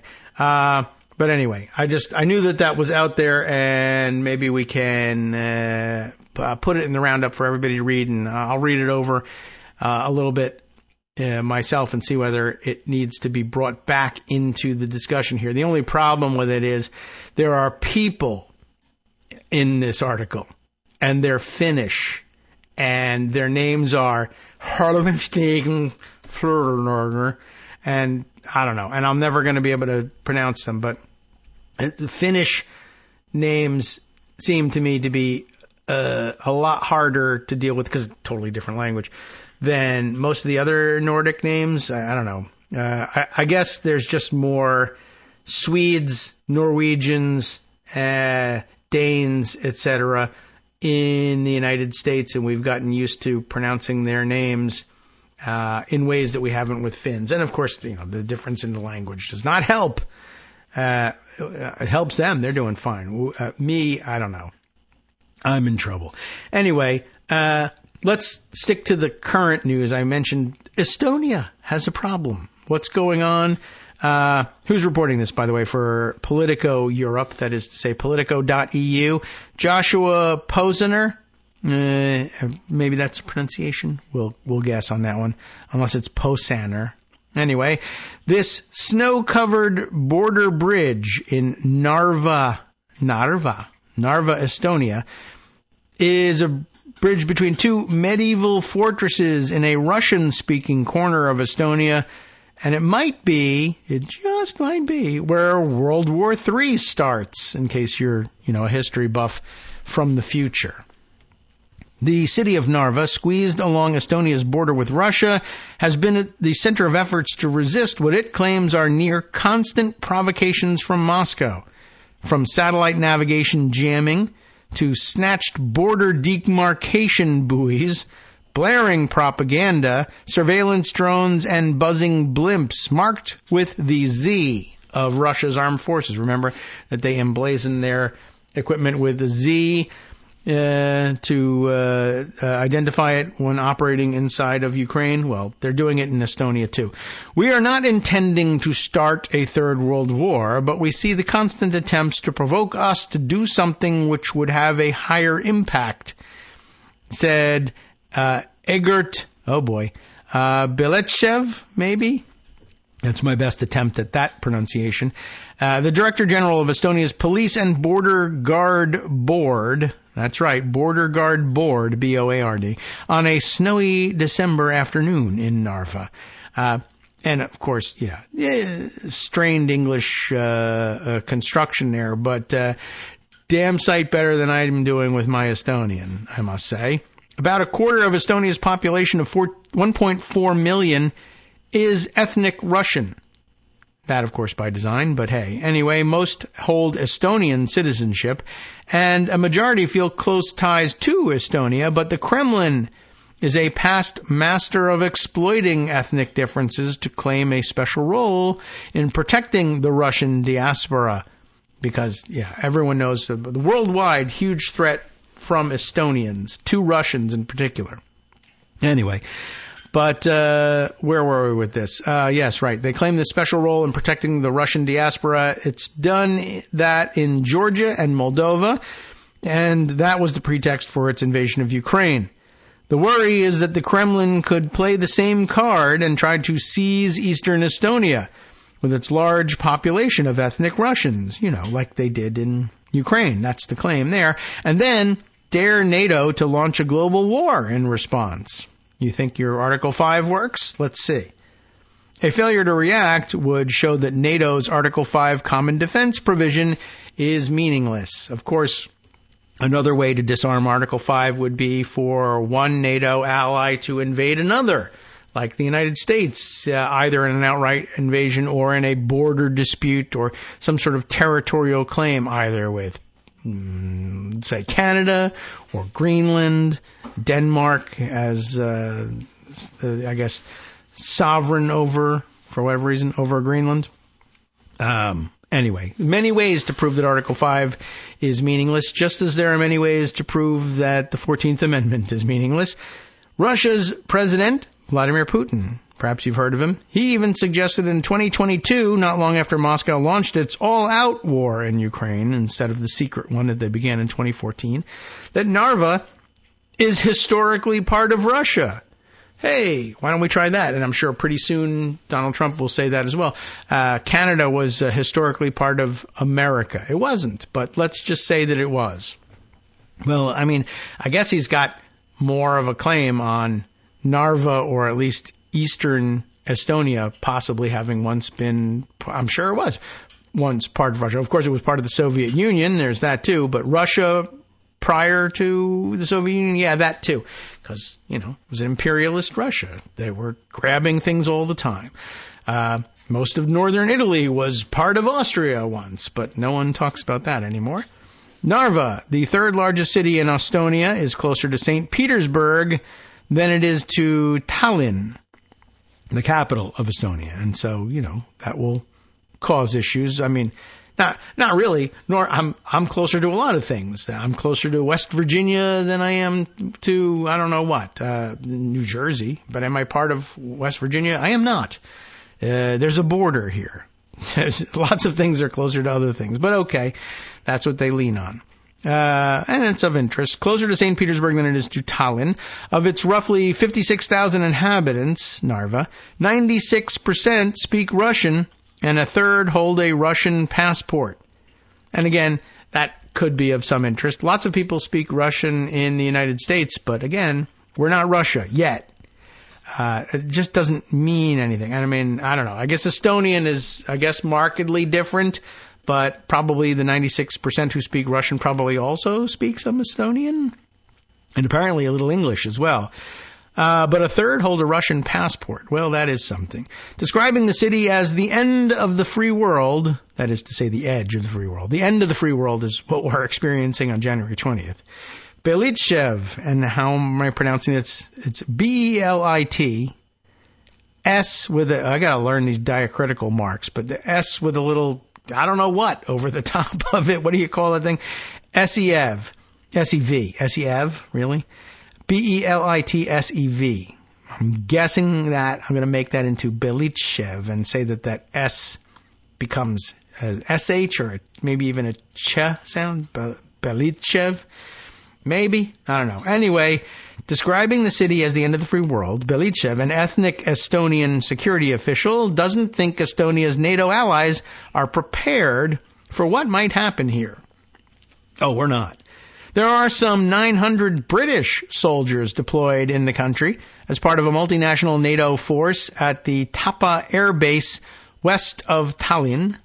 France also has troops there. The British government has pledged to have its 4th Brigade combat team on standby for rapid deployment. You know, no other NATO countries are doing anything for their defense, so we're going to quit NATO. There are 900 British soldiers in far eastern Estonia, and French, and yet something, blah, blah, blah. The British government has pledged its 4th Brigade combat team on standby there. NATO has created battle groups in most eastern member countries and plans to expand those groups in Latvia and Lithuania. It hasn't made that commitment in Estonia due to a shortfall in the British Army, which has only 2 armored brigades available. Why don't we tell them everything? Jeez. If Russia were to strike, it's unlikely the NATO force in Tapa, supplemented by Estonia's 7,700 active personnel, boosted to 43,000 in the event of a war, they would all be drafted, would have enough firepower to repel an offensive. Of course, nobody thought Ukraine could either, but all right. What's more, a recent visit by a Belgian delegation focused on how to evacuate its nationals, neglecting to seriously discuss how troops can be quickly sent to defend the Baltics, Belitchev said. But I mean, can you really blame the Belgians on that one? Well, if there's a war here, what should we do? Well, how about we get the F out of here and get the Belgians who are hanging around here out here too? There are 12 of them. We could probably, get them in a van and drive. But anyway, I think the awareness is not there as much as we have it, he said of his country's allies. It wasn't there in 2008 when Russia invaded Georgia. It wasn't there in 2014 when Crimea was annexed, and it's not there now. People don't understand the actual situation. And of course, America can't come to your defense if we're busy invading Panama, Greenland, and Canada all at once. Not that we were going to come to your defense anyway. And who knows, we may never have come to your defense under a second Biden administration or a Harris administration either, because ultimately when it comes right down to it, there's a serious faction in this country, and they might even be right. Do we fight over this and risk nuclear war with a crazy idiot Putin, or what? Or do you just stand back and say, what can you do, man? It's Estonia. Next up, eyes on Russia. For Tallinn, the question of what to do about its big neighbor to the east is existential. It's the reason they joined NATO, for God's sake. And of course, the reason NATO exists, but never mind that. The smallest Baltic state is already spending 3.4% of its GDP on defense. Remember that Trump said, unless you're spending 2%, we hate your guts and we're going to quit. Well, they spend 3.4%. Up. And they have plans to ratchet it up to 3.7% next year, far ahead of bigger EU countries. The fear in Tallinn is what happens after the war in Ukraine is settled. And if Russia uses any pause in the fighting there to attack a vulnerable NATO country. That threat makes policing the border all the more important. When the invasion occurs, it's already too late. Estonia's defense minister, ready for this one, let's see, Hanno Pevkur, maybe, said in Tallinn, we need to look into the early warning system and be clear in advance that if the first person comes over the border, then we will respond immediately. Estonia has a long and bitter experience of being a Russian colony. It only regained its independence in 1991 as the Soviet Union collapsed and has since rushed to tighten links to the EU and NATO. Why? Well, no real reason. The danger posed by Moscow was highlighted in 2014 when Security Forces officer Eston Kover was kidnapped and imprisoned by Russia. He was released a year later in a prisoner swap. Well, What do you mean a prisoner? He wasn't a prisoner before. It's interesting, but that's a Russian tactic. One of ours gets arrested. Well, we'll kidnap one of yours and then say, how about a prisoner exchange? Which is, terrorism. I mean, like if Palestinians seize an Israeli soldier and say, we'll give him back to you if you release prisoners. I mean, they do that, but everyone condemns it as terrorism. But when Russia does it, it's just, I don't know what. It's Russia-ism, and we don't know what to call it. Anyway, they do that, and they do it quite often. Can we be certain that something like that doesn't happen again, said Belitchev, standing on the Narva River Bridge, looking past Estonia's recently installed anti-tank Dragon's Teeth defenses. Dragon's Teeth, and it's not capitalized. Is that not the name of the system, or what? I don't know. Interesting that they don't capitalize it. Maybe that's just a typo. Belitchev said the plan is to cover every meter of Estonia's 338-kilometer border with Russia with surveillance technology. Not a wall, but surveillance technology. Well, even that is easier said than done. First, there's a 77-kilometer stretch running along the Narva River. Russia's removal of border buoys this summer caused incursions into Estonian territory to spike from 18 the preceding 2 years to 96 this year. Without the floating markers, Estonia's guards have trouble distinguishing between accidental trespassers and brazen attempts to break into the EU. If the buoys are not there in the river, it causes a lot of mistakes, said Belitchev. Russia's blocking of GPS signals in the area also makes it tough to track aircraft or drones and detect smugglers, while also making it impossible for guards to accurately pinpoint locations out in the wilderness. South of Narva, the border runs 126 kilometers through Lake Peipus, maybe, Peipus, after which it snakes south a further 136 kilometers through two road crossings at Koidula and, Luhama, maybe. It's two H's in a row in this. How do you pronounce it? Luhhamaa. Luhama. I don't know. Near where Kover, the official who was kidnapped, was snatched, cutting through swampland. So again, even if they wanted to build a wall, just like us, as it turns out, why don't you just build a wall the whole way? Well, how do you build a wall through water? I don't know. While soggy terrain provides a natural barrier in summer, it hardens in freezing temperatures. It's like an airfield in the wintertime, Belitchev said. You can land an airplane there if you want, but please don't. Strengthening defenses is up next. A 157 million euros,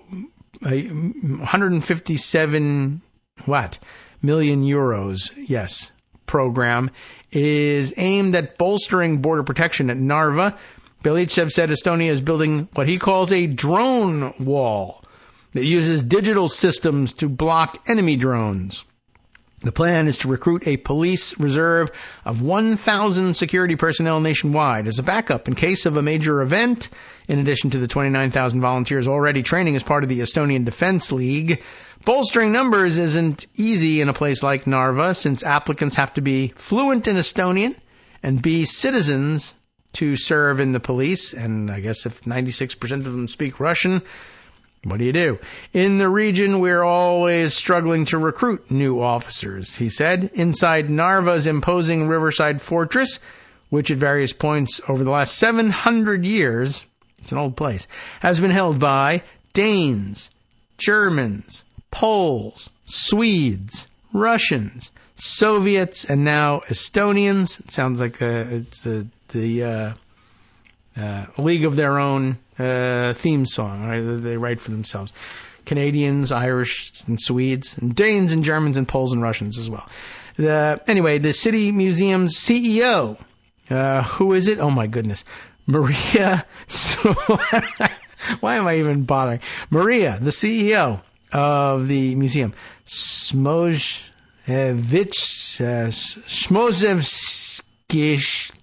Smirnova. Holy mackerel. Can I just tell you what I'm looking at here? Is that Maria, the first name is a hyphenated last name. The first name is Smorz, S-M-O-R, Smorzev, S-M-O-R-Z-H-E-V, Smorzev, S-K-I-K-H, Skik, Smorzevskik, Smorzevskik, wow, Smirnova, sorry, oh my goodness. Well, who is she again? I've lost track already. CEO of the City Museum. Got it? So, inside the Narva Riverside Fortress, which has been there for 700 years, held by everybody at some point, the CEO of the City Museum says it's tough to fight Moscow's information war.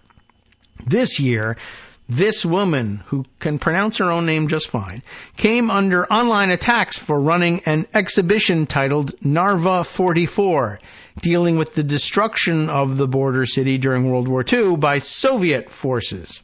Can't have that. The Kremlin blames the devastation on retreating German troops, you see. But the photos showed a different story. The exhibition annoyed Narva's local council.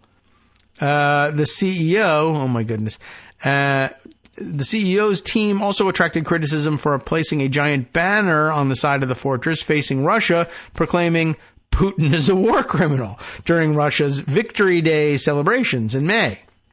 Estonia is trying to keep relations with its ethnic Russians and with Moscow from boiling over.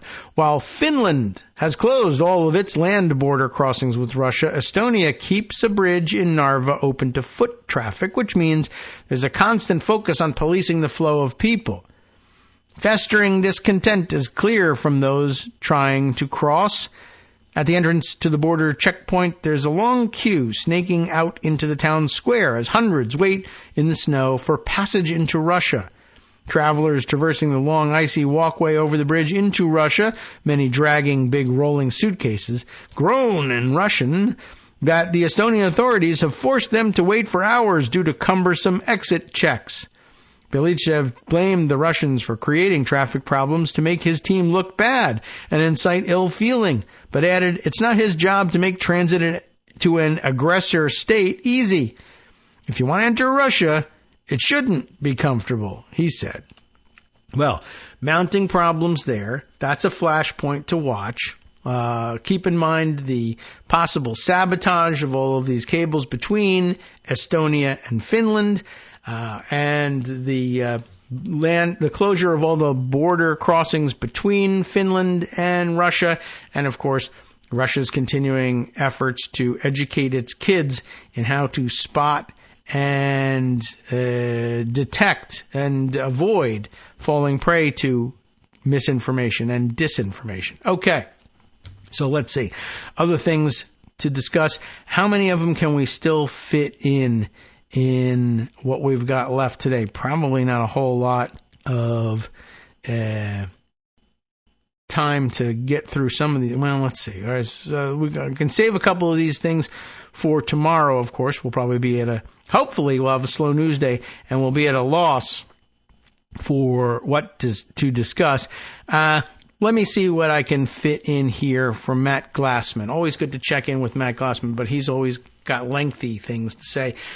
Let's put this on the record and try and get through a part of it at least now. Welcome, he says, to the 119th Congress. That's the new one coming up.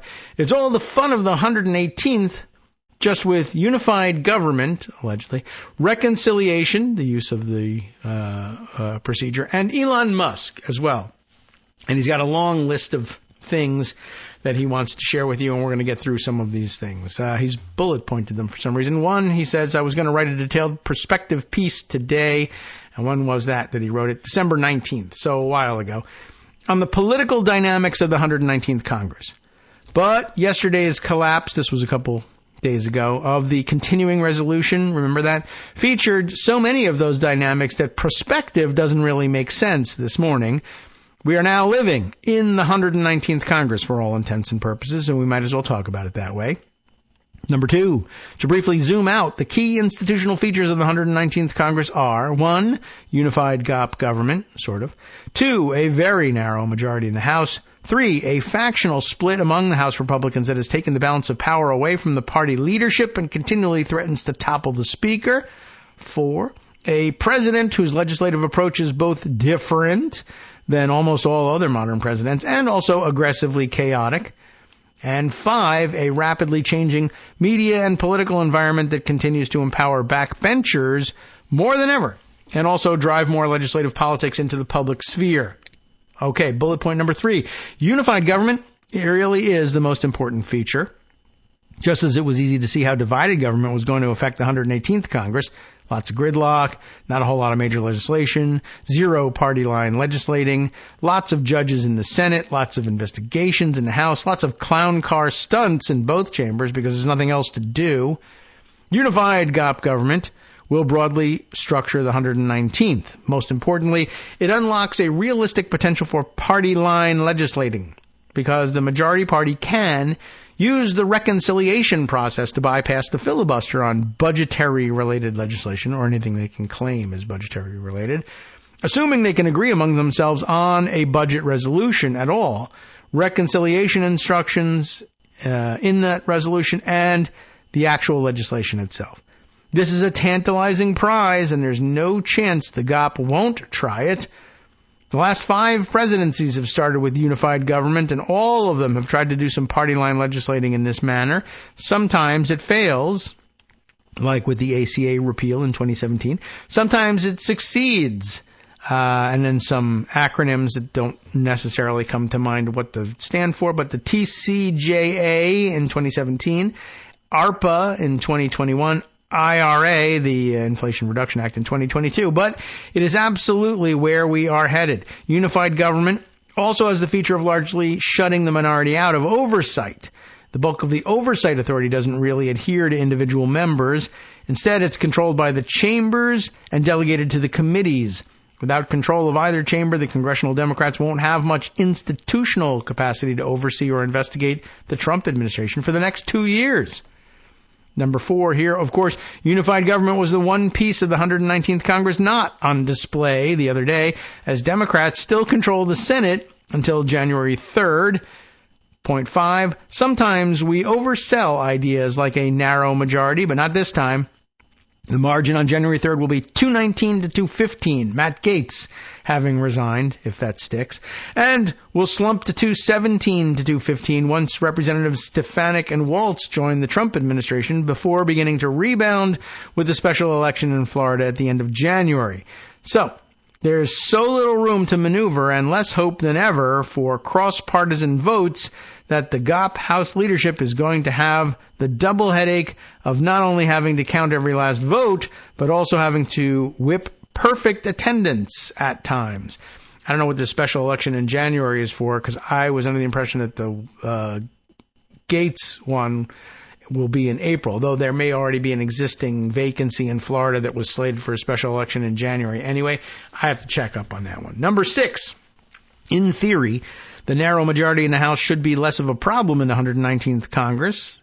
Unified government has a way of focusing the partisan mind, and a lot of the circus of the 118th House could be rationalized as a byproduct of having nothing serious to do. It's not like turning the guns on each other cost the GOP some huge policy prize that they could have had. Next year, though, there's going to be intense pressure on people from the administration and the conservative policy ecosystem to fall in line on the budget resolution and the reconciliation instructions and the reconciliation bills. With something actually on the line, go along to get along has a lot of pull. In turn, the tolerance of the big players for the circus stunts and leadership fights should be significantly less. If you squint, you can see how everyone has an incentive to work together. Point 7, in practice, it could still be a total train wreck, and almost certainly will be at least a slog. For one, the margins are going to be so narrow in the House in January that even if you get literally 99% of the conference to fall in line, no questions asked, only one or any one a-hole, and he just says it outright, and his friend can still derail you. By April, it will be one a-hole and her 2 buddies. And in the House of Representatives, just like at the PTA meeting, there's always at least one a-hole. I think that's probably largely true.